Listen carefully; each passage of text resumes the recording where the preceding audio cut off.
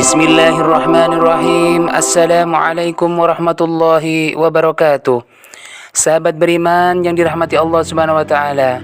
Puji syukur kehadirat Allah Subhanahu wa taala, berkat nikmat iman, kesehatan serta hidayah dari Allah sehingga kita bisa berjumpa kembali dalam keadaan sehat walafiat. Shalawat serta salam semoga tercurah pada baginda Rasulullah SAW, keluarga, para sahabat dan para pengikut beliau. Pada kesempatan ini, saya akan menjelaskan tentang 4 kriteria mencari pasangan menurut tuntunan Rasulullah SAW. Pada dasarnya, menikah merupakan ibadah dengan jangka waktu yang terlama, dijalani seumur hidup hingga maut memisahkan. Maka dalam memilih pasangan hidup, kita tidak boleh asal-asalan, asal cinta, asal sayang, tanpa melihat faktor lainnya. Karena pasangan hidup, kitalah yang nantinya menjadi partner ibadah seumur hidup kepada Allah Subhanahu wa taala. Rasulullah SAW telah menyampaikan 4 kriteria dalam memilih pasangan hidup. Ini termaktub dalam hadis riwayat Abu Hurairah radhiyallahu an bahwa Rasulullah SAW bersabda, Bismillahirrahmanirrahim. Tunkahul mar'atu li arba'in, limaliha wa lihasabiha wa jamaliha wa lidiniha fadfar bidadid daini taribat yadak.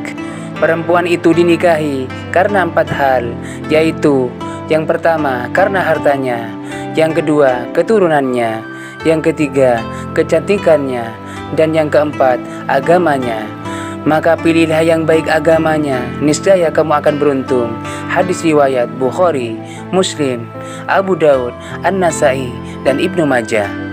Dapat diketahui dari hadis Nabi di atas bahwa lumrahnya ada 4 hal yang menjadi alasan menikahi seseorang, yaitu pertama, karena hartanya.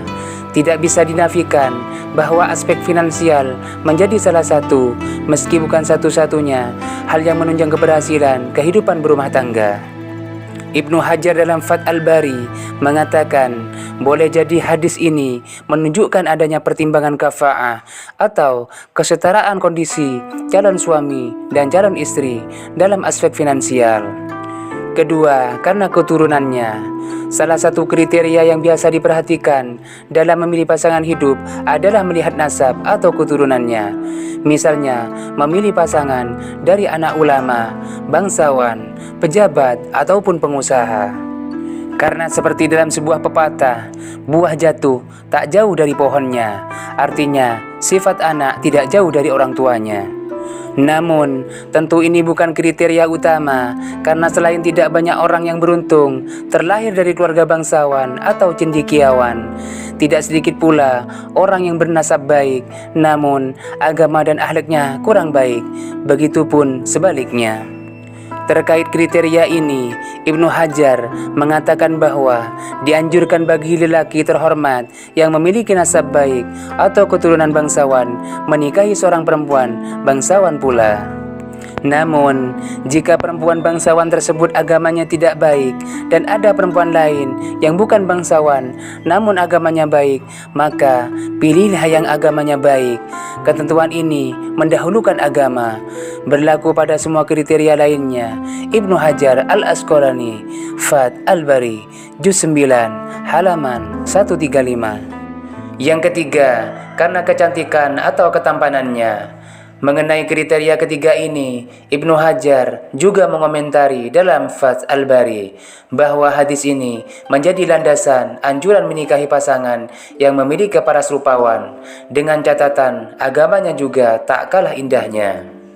Apabila ada 2 orang perempuan, yang satu cantik sedang agamanya tidak baik, dan lainnya kurang cantik namun agamanya baik, maka didahulukan yang baik agamanya. Jika keduanya sama dalam hal agama, maka yang cantik diutamakan, dan hendaknya keindahan paras itu diikuti dengan keindahan sifat atau akhlak. Ibnu Hajar Al-Asqalani, Fath al-Bari, Juz 9, halaman 135. Lagi-lagi paras pun bukan patokan utama, karena cantik atau tampan itu relatif. Dan sebagaimana dijelaskan Ibnu Hajar, bahwa hendaknya kecantikan rupa diikuti oleh kecantikan akhlak atau hati. Inner beauty, inilah yang terpenting. Keempat, karena agamanya. Ibnu Hajar menjelaskan bahwa sudah selayaknya bagi orang yang beragama dan memiliki muruah menjadikan agama sebagai orientasinya dalam melihat segala sesuatu, apalagi yang berkaitan dengan hubungan jangka panjang seperti pernikahan.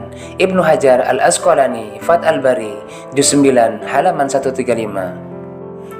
Imam Nawawi juga dalam Syarh Sahih Muslimnya berkata, dalam hadis ini terdapat anjuran untuk memiliki relasi dan persahabatan dengan orang yang baik agamanya dalam segala hal.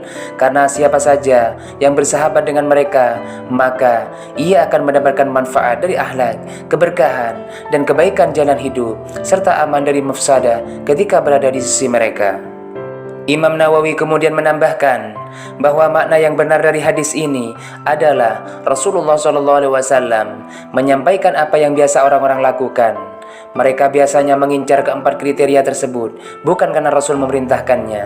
Dan yang terakhir, menurut mereka adalah yang baik agamanya. Maka pilihlah pasangan yang baik agamanya agar kamu beruntung.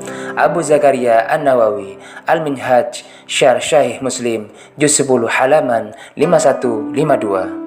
Ini diperkuat hadis riwayat Ibnu Majah yang meskipun kualitasnya dhaif atau lemah, namun dapat dijadikan iktibar selama bukan perkara akidah maupun hukum halal haram. Rasulullah SAW bersabda, Bismillahirrahmanirrahim. La tazawwajun nisaa lihusnihinna fa asa husnuhunna ay yurdiyahunna wa la tazawwajuhunna li amwalihinna fa asa amwaluhunna an tudgiyahunna walakin tazawwajuhunna 'ala ad-daini wal amatun kharma'u sawdatu datu dini afdal. Artinya, janganlah kalian menikahi perempuan karena kecantikannya. Bisa jadi kecantikannya itu merusak mereka. Janganlah menikahi mereka karena harta-harta mereka. Bisa jadi harta-harta mereka itu membuat mereka sesat. Akan tetapi, nikahilah mereka berdasarkan agamanya. Seorang budak perempuan berkulit hitam yang telinganya sobek tetapi memiliki agama adalah lebih utama. Hadis riwayat Ibnu Majah nomor 1849, dhaif. Itulah 4 kriteria pasangan hidup ala Nabi Muhammad SAW yang keseluruhannya bermuara pada satu kriteria utama, yaitu yang baik agama dan akhlaknya. Wallahu a'lam. Wassalamualaikum warahmatullahi wabarakatuh.